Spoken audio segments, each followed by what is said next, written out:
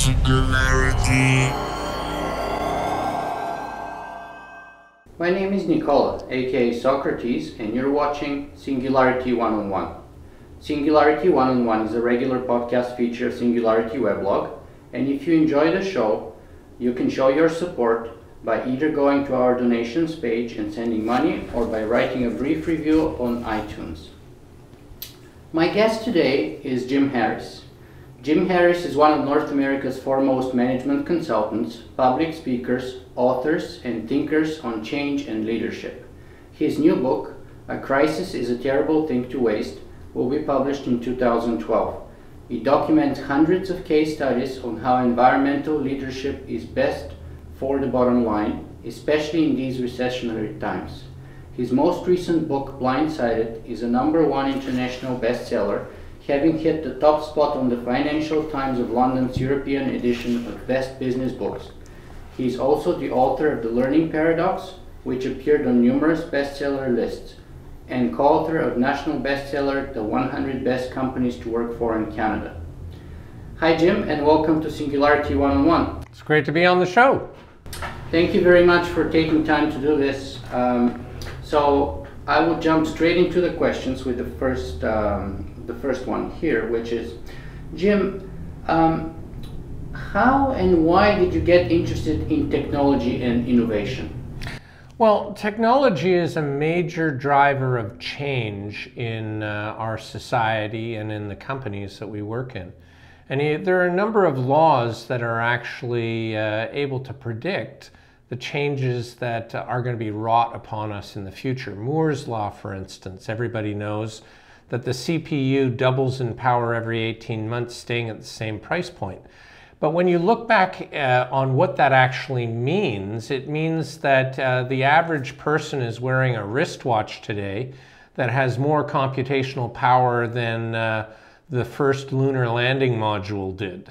You know, it means that your average notebook today has more power than IBM's largest mainframe 15 years ago.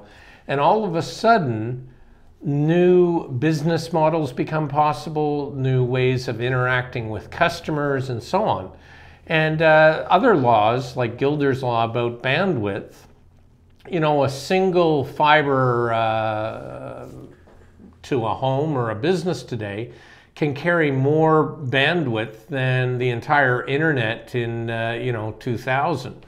So we have these quantum growth in computational power and bandwidth, and it means that some businesses thrive while others will die. Like Blockbuster Video went bankrupt, while Netflix, which relies on streaming video these days, has a market cap of 3.3 billion. So it means that there are winners and losers in business as certain companies adapt to the new realities that technology enables, while others remain tied to their business model. And a great example is newspapers.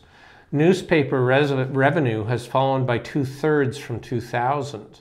So it peaked at $63.5 billion, and it's plummeted to only 1/3 of that in 2011. So what was it that did it to the newspapers? Well, it's things like Craigslist, which has sucked billions of dollars out of classified ads. It's AutoTrader, it's Monster.ca, Monster.com. So technology enables all these shifts to occur. And if you're a job seeker, you can, or if you're a company looking to hire, you can place ads for free on Craigslist, or you can pay hundreds of dollars to go in newspaper classifieds. And over time, the market actually is shifting, right? And why is that interesting to you? Well, it's interesting because business leaders, executives who I work with in strategic planning sessions are always concerned about the best interest of their business, the health of their business. And businesses, obviously, it makes a difference to communities, because when businesses thrive, employment grows, and when it declines, employment shrinks. So it's important to understand these shifts, how they occur, why they're occurring, how to identify when they're about to occur, how to prevent your company or industry from being blindsided, And all these are the issues that I look at in my book called Blindsided. Yeah, your latest book, Blindsided, is really a very, very interesting work where you ask the main question, can a business appear to be healthy yet actually be dead? So let me challenge you to expand and or narrow at the same time a little bit this question to sort of fit the interests of our audience here for a second by changing the question in this way. Can a civilization appear to be healthy while actually being dead? So the answer would be yes. If you look at levels of fish, of cod caught on the east coast of Canada, the catch in tons went up and up and up. And at the peak, you would have thought things have never been better, but then it crashed to zero. So if at the peak you were to say, hey, we're in dangerous territory here, this isn't sustainable, the fishermen would have said, you're an idiot. We have the best catch levels. I mean, we're making the most money we've ever made. And yet, what we need to understand, there are limits to growth ecologically. And you can't confuse capital with principle. We can live off the interest. That Earth provides, but we can't be attacking the capital. Or if you're financially oriented, we can't be liquidating the balance sheet and calling it income, right? So there are many examples like that in Blindsided, where a company may appear to be healthy, and yet underneath the surface, there are changes going on that are going to profoundly change that company or that industry.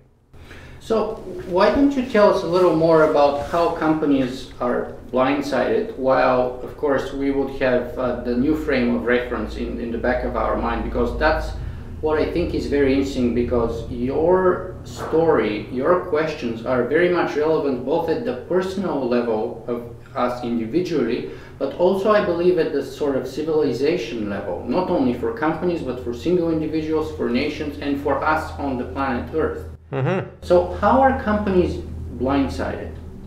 Well, I love to talk about how an 18-year-old kid decimated the profitability of a $40 billion industry. Sean Fanning with Napster changed forever music distribution.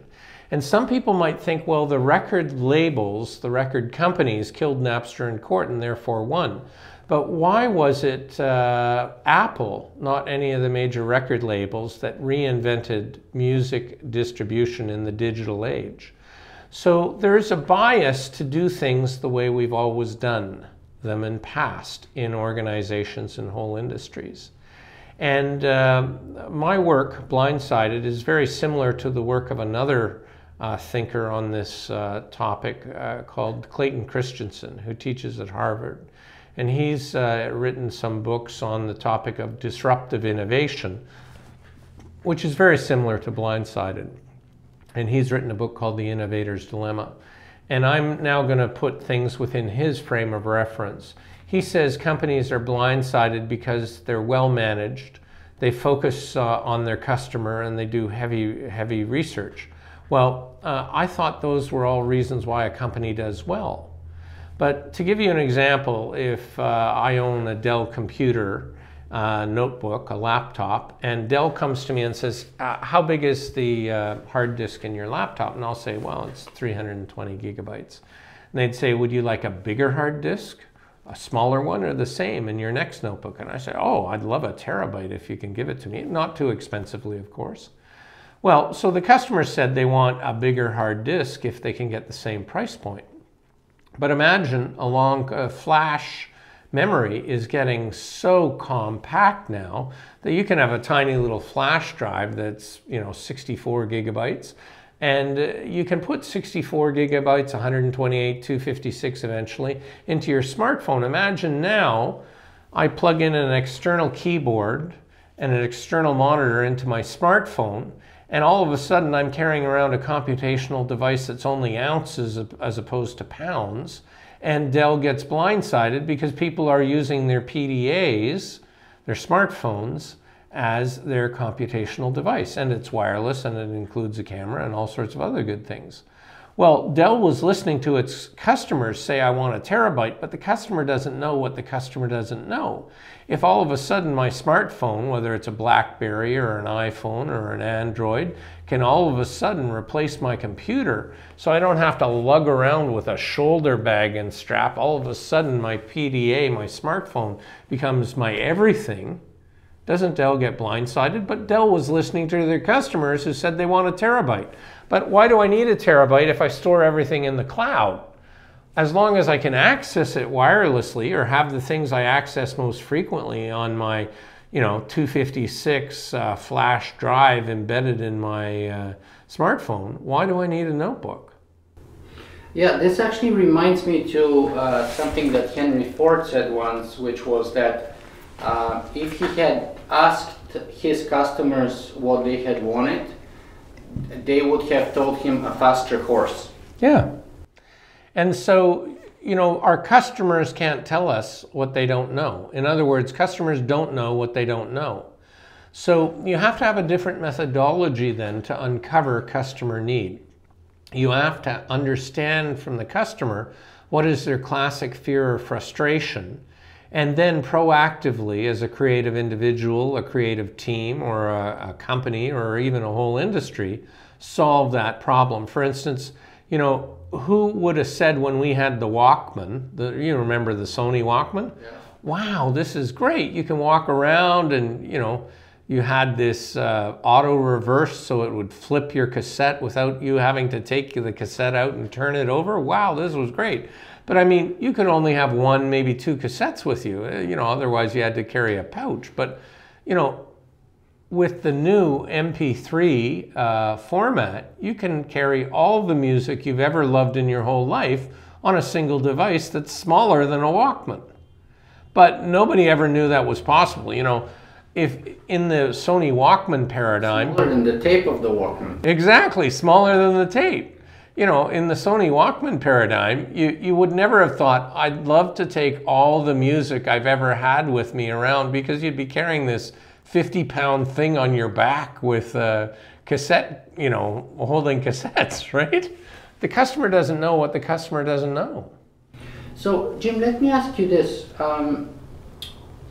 We seem to be living in a world of sort of a radical and even accelerating change. What are the laws of acceleration that are guiding that process? Well, Blindsided talks about 13 different laws. So at the base of it is Moore's law, which is the expansion of computational power. Gilder's law, which is the expansion of bandwidth.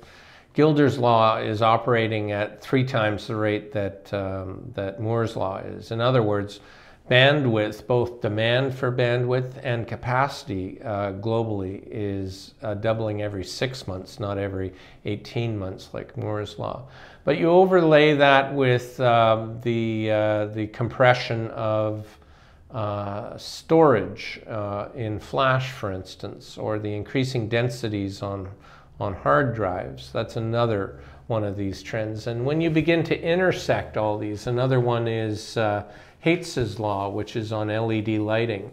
We're seeing a 10-fold decrease in price of LEDs, which are light-emitting diodes, and a 20-fold increase in the light output per LED. And when you intersect those two, you see a 200-fold improvements in price performance in LED lighting over every decade.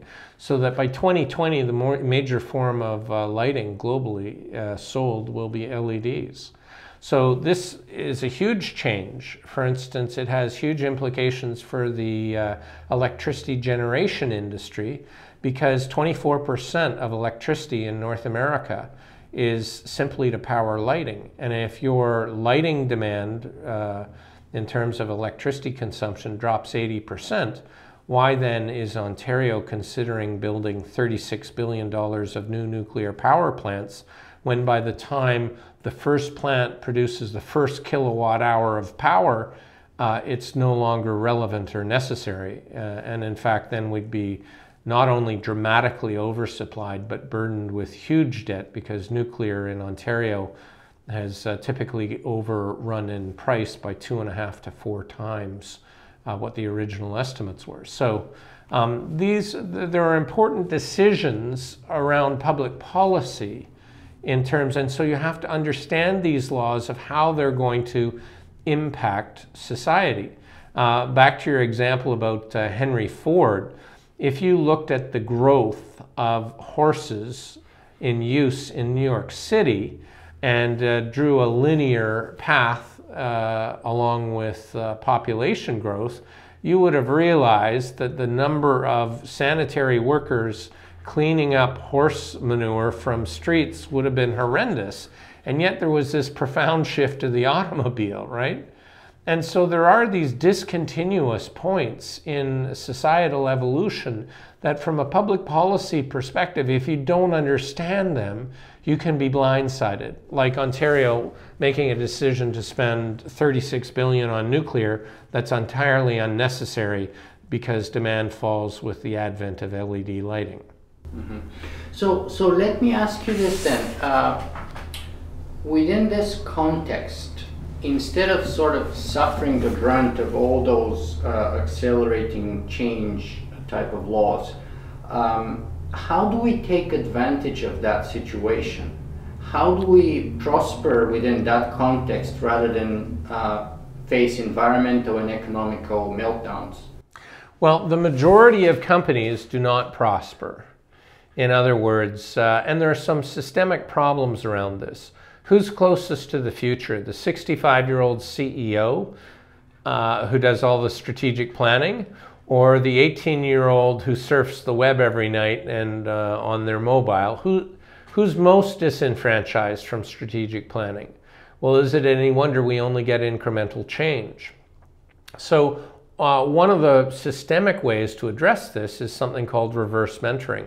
When Jack Welch was CEO of General Electric, he really didn't know anything about the internet. So he had some 20-somethings, some 30-somethings who came in every week and mentored him on the internet. And it's not an either or. You can't confuse surfing the web, which is a technical competence, with business wisdom, right? You need business wisdom married to the new technologies. But most organizations are incapable of transformation because all their systems are optimized for the old way of working. And often the new way of working is really marginal, unprofitable, and low quality. So what do I mean by that? Well, when digital cameras came along, the initial ones were 0.5 megapixel. Well, you know, Kodak and Polaroid looked at these and they said no self-respecting photographer is ever going to be happy with a 0.5 megapixel camera. So they could ignore it because it was, and if they took this to their customers and said, hey, why don't you try this, you know, 0.5 megapixel camera, the customers looked at it and said, this is horrible. Right? They're grainy and they're tiny resolute, you know, they're tiny little pictures. Maybe it's good for, you know, headshots on the web that are this big, but I don't see any other applications. But young people who couldn't afford silver halide, you know, film-based cameras thought this was great because they could carry them around on their personnel, you know, their person all the time. You could look at the photos before developing them and delete them if they weren't good. You could look at them on your computer. You could email them to friends.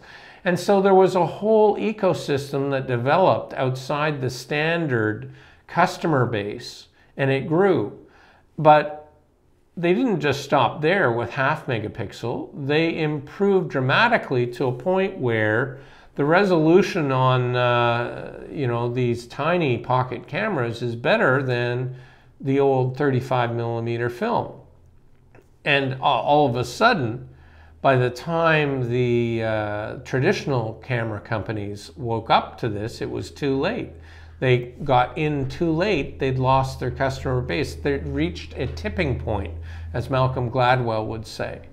So companies have to get in. There's an old Confucian expression, it's easier to step on a dragon's egg than it is to step on a dragon. We need to get in early And ants have a very good strategy for finding new food and water. While 95% of the colony is harvesting food and water efficiently from known sources, 1 to 3% of the ants are deployed in new areas to find new sources. And so companies need to be deploying or exploring new areas that could affect their business. And I interviewed James Gosling, who's a Sun Microsystem fellow that created Java. And when he created Java, he took a whole team of engineers, software engineers, off-site from the Sun Microsystems campus. Why off-site? Because he said, otherwise the corporate antibodies would get me, right? In other words, if what you're doing is disruptive, if it's going to cannibalize your existing products or services, the ecosystem within the business will work to kill, just like, human antibodies or antibodies in our body fight a disease. The corporate antibodies will work to kill the innovation. And so one of the strategies is to create a completely separate company or division that can't be killed, doesn't report to the traditional structures or hierarchy, isn't locked into the distribution systems or the overheads of the old business, and create a new model. And as that model grows, more and more resources can be invested in it until it may become bigger than the original core business. That's a fantastic lesson. So please guide me and help me take it one level or many levels down and a few levels up to both the individual level and perhaps the state or the civilization level. How do we apply those very valuable lessons at those levels, both personally and collectively? Well, on the personal level, my second book is called The Learning Paradox. And in that, I posit that 80% of the technology we'll use in our day-to-day lives hasn't been invented yet. And I won't go into all the defense about this, but think about it. The smartphones didn't exist 10 years ago, and now everybody has a smartphone. So technology is transforming our lives, right? And therefore, the key to job security for an individual is learning, changing, and accepting uncertainty. And what we fear most as adults is learning, changing, and uncertainty.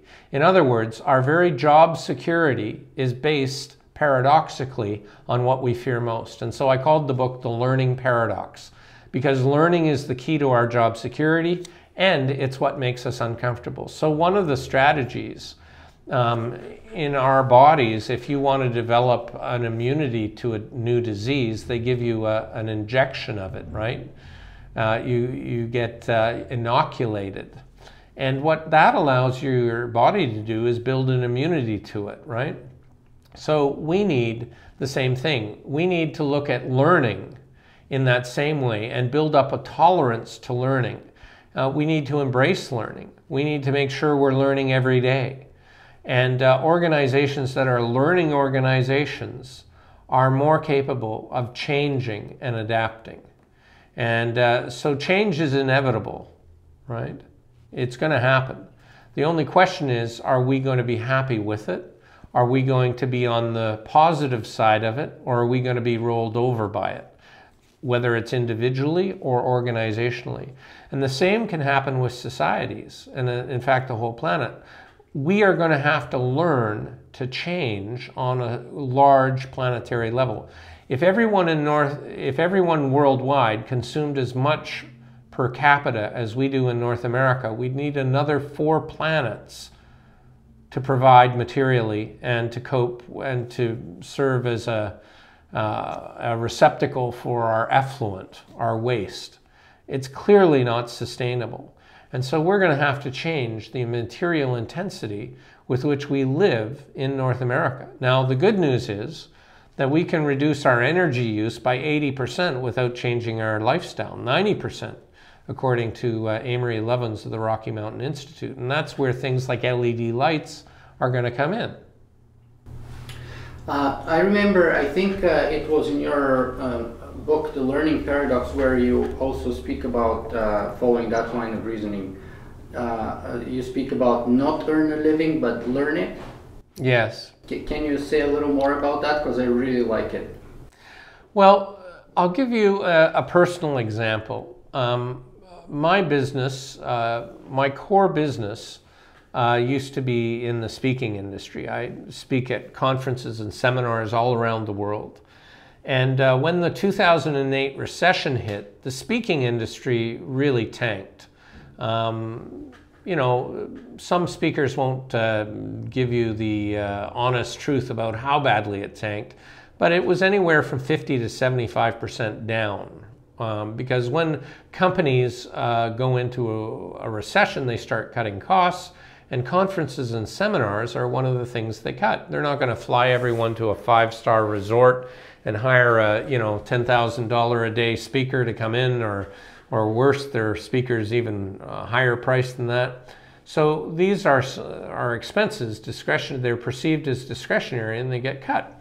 So what do you do if your business tanks by 50 to 75%? Well, it encourages you to diversify. So in my business, I began writing white papers. And I wrote white papers for companies like IBM and the Ontario Electronic Stewardship Council, all sorts of different clients, and began doing a lot more consulting. And began with something I'm very interested in personally, is began working with clients around social media. And today, 4 years after that recession hit, the revenue from all those new service offerings is greater than the revenue from speaking. So the title, "A Crisis is a Terrible Thing to Waste." So was a crisis a bad thing, or was it a good thing? In hindsight, it was a great thing, because a crisis forces us out of our comfort zone to embark on new things. All of these things, change will happen. It's inevitable. The interesting thing for me is, what is our reaction to that change? Yeah, and one of the very interesting things that you speak about in "A Crisis is a Terrible Thing to Waste" is the fact that investing in green is profitable, is green, like the color of money.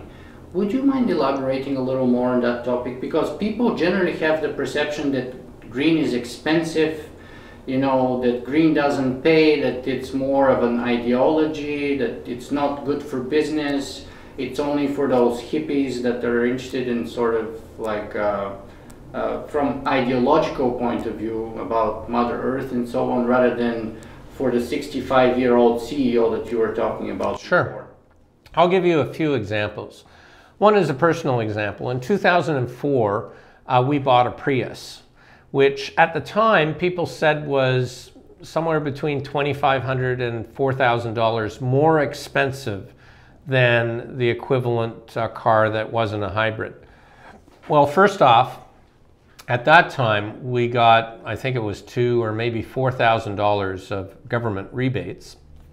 So that nullified that premium. But ever since then, we've been saving $2,500 a year in gas. So we have saved over 8 years more than half the capital cost of the car. And over the lifetime of the car, we will save more in fuel savings than the car cost us to buy. So you might say, well, going green might cost you a little bit more upfront, but it will save you on the operating cost. And really, we need to look at total cost of ownership, or life cycle cost.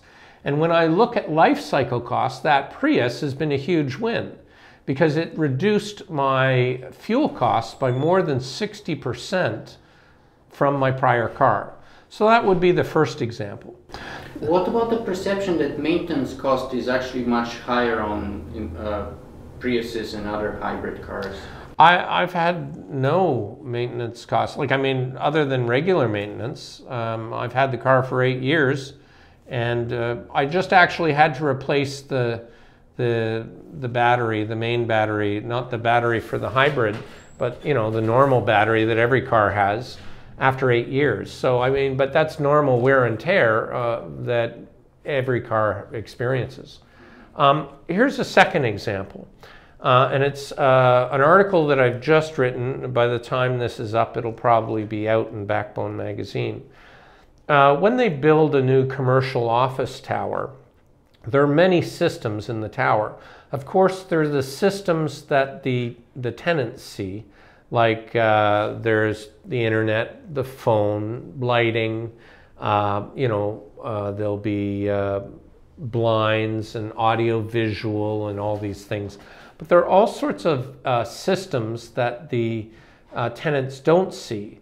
There's heating, ventilation, and air conditioning called HVAC. There's a building automation system called BAS. There's the elevator systems. There's a fire system. There's sprinkler. There's security. There's a camera system, right? There's access point control. And each one of these systems has a different network that runs up the center core of the building. And they're all proprietary. Well, at 18 York Street in Toronto, which is a brand new LEED Gold building built by GWL, which is Great West Life Realty, and the primary tenant is PwC, PricewaterhouseCoopers, they put everything on Ethernet. So they didn't have to run all these separate cabling up through the entire 26-story building and out to the floors. They just ran one big fiber up, and then everything is Ethernet. It's all IP, Internet Protocol. And so the tenant, PwC, and the contractor saved about $1 million on their capital expenditure. In the building trade, they call this CapEx. So not only was it cheaper up front on CapEx, it's cheaper on operating cost. And before, the tenant used to have to decide, do they put in their own networks or do they go off the network that the developer has put in? Because if they go off the developer's network, they're locked into the contracts with the people the developer chose, and they might not like what they're charged later, but these are the people who ran it, and you have no choice. You're locked into contracts which may be expensive. But if you have an open standard that anybody can service, if your contractor isn't providing you with good service, you just switch contractors. It's all open. There's nothing proprietary. And so it's cheaper on the operating cost. It's cheaper on the capital cost. It offers more flexibility, and you can control the lighting in your office and the blinds with your Cisco VoIP phone. And imagine over time that you control anything in your office with your smartphone, because it's all IP.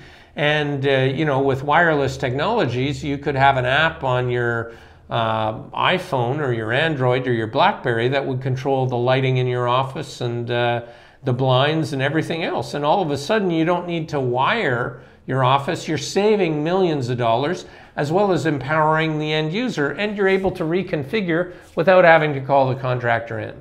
So it's cheaper on capital, it's cheaper on operating, it offers more functionality and more flexibility. So going green is a huge win. And then I'll give you one final example. And this will absolutely stagger you. In the hot summer sun, most roofs, flat roofs, are black tar. If you shifted that from black, and black, by the way, attracts the heat of the sun. So it is 80 degrees hotter on a black roof than it is a white roof. And where do we stick all the air handling exchange equipment? On the roof. And so you're drawing hot air in from on top of this black roof, 80 degrees hotter than it needs to be. And you now have to spend a huge amount of energy in a hot summer to chill it down to the appropriate temperature and circulate it through the building. Do you know what the value of carbon emissions is if every roof in the world was a white roof, valuing carbon at $30 a ton? It's worth $2 trillion. The capital cost of a white roof over a black roof is no different. So wouldn't it be worthwhile to save $2 trillion for free? So Going green, these are radical, eye-opening opportunities for us to save, trillions of dollars in energy at no cost. Here's a simple one. Just to clarify here for a second, when you said 80 degrees, do you mean Fahrenheit? Okay, just making sure. Yeah. Right. Okay. Yeah. All right. It's about, I think it's somewhere around 40 degree difference. 27, 28. So. But it's on the high end of the scale. Yeah. But it's a big difference. Here's a simple thing. If every North American car got the same fuel efficiency as my Prius, there'd be no need to import any oil into North America. There'd be no need to drill in the Gulf or the Arctic. And when oil was $147 a barrel in 2008, which prompted the recession, America was voluntarily sending $700 billion a year in transfer payments to the Middle East voluntarily because of the ignorance of auto executives in Detroit refusing to aggressively embrace fuel efficiency. That tax of almost $1 trillion on the American economy was entirely voluntary, entirely unnecessary because of the resistance to fuel efficiency. So Jim, let me ask you this then. What's the roadmap for the future that we're looking at here? I mean, is it a roadmap that goes through international regulation and policy changes such as Kyoto or Copenhagen? Or is it sort of innovation and incentivizing green investment and all those examples that you gave before? Or is it a mixture of both, perhaps? It's all of the above. There are many roads that lead to Mecca. Right? There are many approaches that must be taken. And in fact, nature has a diversity of approaches to any issue. So for instance, the turtle, the porcupine, and the skunk are all rather small animals, but each has a different defense system. In the same approach, in any problem that we face globally, we're going to need a multiplicity of approaches. In other words, there isn't a single silver bullet. What we need is silver buckshot. Because I think, correct me if I'm wrong, but I think it was skeptical environmentalist Bjorn Lomborg who argues that we have the wrong focus right now because cutting greenhouse gases costs too much to the economy. Instead, in his opinion, we must focus on new technology, new innovation. So for him, the return on investment is much better on innovation and investing in new technologies, even in research for geoengineering, rather than focusing on how to improve the old ones. I don't have a lot of respect for Blomberg. I'll just state it up front. I just used an example of how if every roof in the world was white, it would reduce carbon emissions by a value of $2 trillion if you value carbon at $30 a ton. And so here you have something, the capital cost on construction is no different for a white roof versus a black roof. On resurfacing, it's no different, but the operating cost of a white roof is, or actually the life cycle cost of a white roof is less because black roofs attract heat so much that the tar cracks and shortens the life of the roof. But a white roof reflecting the heat actually has the ability to last longer. So it's better all around. Not just does it lower your energy use, it also extends the life of the roof. So here's a simple solution that's going to save trillions of dollars of carbon emissions. We don't need any research. We just need it to occur, right? And so there are so many examples. You know, I use the example of the Prius and fuel efficiency in North America. There's another example. So there are LED lighting, another example. So there are so many examples of practical proven technologies that we can use right now that we don't need. The Sufis have an expression, Sufi being ancient wisdom from desert people. why do you seek new knowledge when you don't apply what you already know? So what's the solution though? What's the mechanism to incorporate all those things that we already have existing? Is it incentivizing?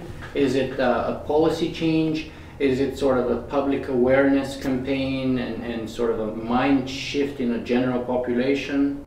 Well, one of the things... What's the systemic requirement? Yes, well, there are a couple things. One is knowledge or information.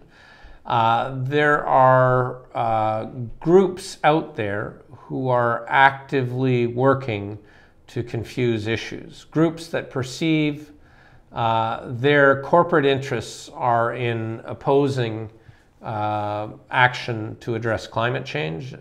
Oil companies, the most profitable industry in the world, oil companies, make billions of dollars, and they fund groups that work to undermine the public perception that climate change is a real threat. So we have to get the information out that going green is not only highly profitable, it creates better work environments, it creates more jobs.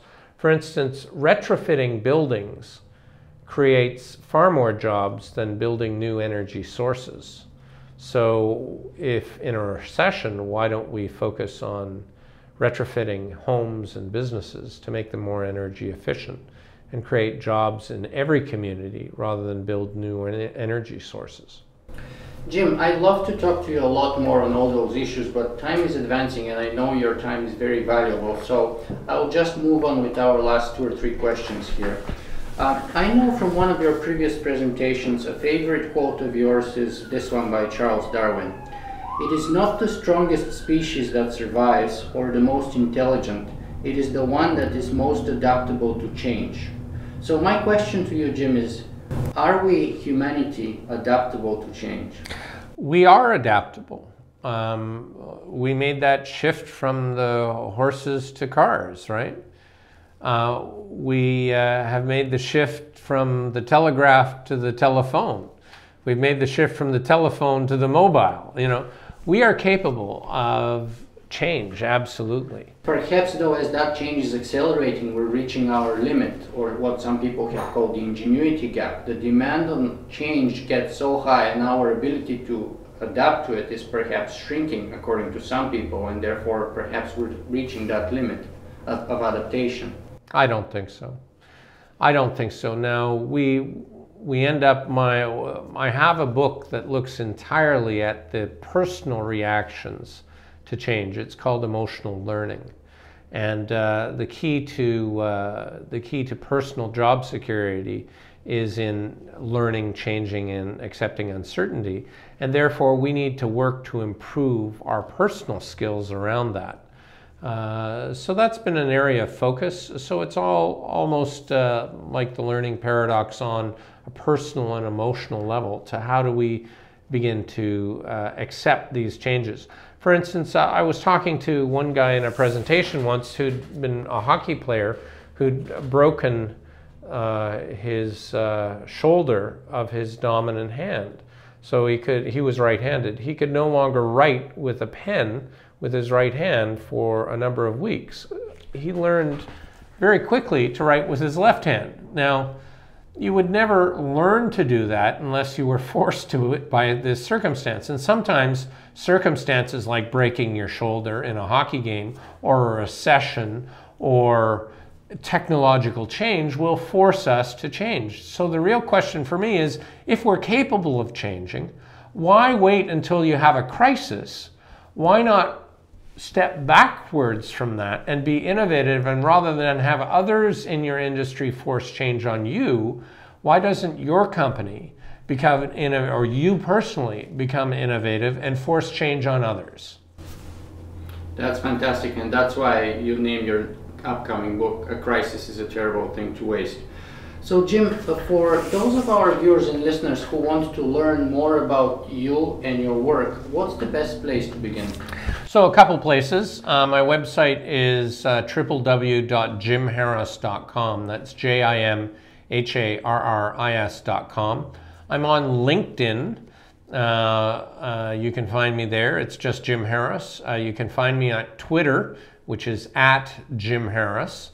There's a series, if you look at my LinkedIn profile, I list white papers and articles that I've written for many different publications, so you can read about it there.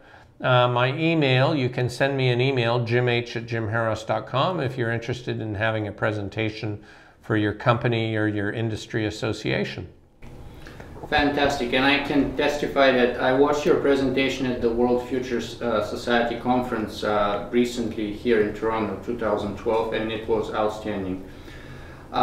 So the very last question that I always ask from guests on my show is this: what is the one thing or the single most important message that you would like our viewers and listeners to take away from this interview with you today? I'd say change is inevitable, so what we need to do is improve our capacity to embrace change and to drive change. And this third book that I referred to in our talk here, called Emotional Learning, really could be summed up most easily from a Taoist story. And Taoism is an ancient Chinese religion. And there was a poor village, but in this village was a farmer who was considered wealthy because he owned his own horse. And he used it for farming and transportation. And one day his horse ran away. And the villagers said, "What terrible luck, you've just lost all your wealth." And the farmer said, "Maybe." And 2 days later, his horse came back bringing with it 2 wild horses. And they said, "What incredible luck. All your wealth has returned to you. In fact, you're 3 times as wealthy as you were before." And he said, "Maybe." And that day, his only son was out riding one of the wild horses, trying to tame it. It bucked him off. And 3,000 years ago, a broken femur was life-threatening. And the villagers said, "What terrible luck, your only son with a broken leg." And he said, "Maybe." And the next day, the emperor's men came through the village, conscripting every young man to fight in a war, taking every young man to face their certain death, except for the farmer's son. And the villagers said, "What incredible luck." And the farmer said, "Maybe." And really, this is what life is like. Sometimes the most wonderful things in hindsight aren't, and sometimes the most difficult situations are the seedbed upon which wonderful things are built. But I don't know until I look back in hindsight.